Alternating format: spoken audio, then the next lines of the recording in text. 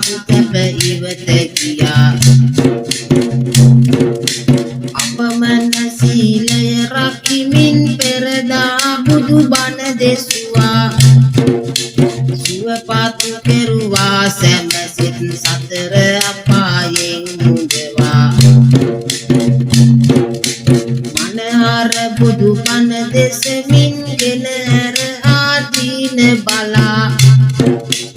අමා මහ නිවන් දොරටුව සැමට මහිමි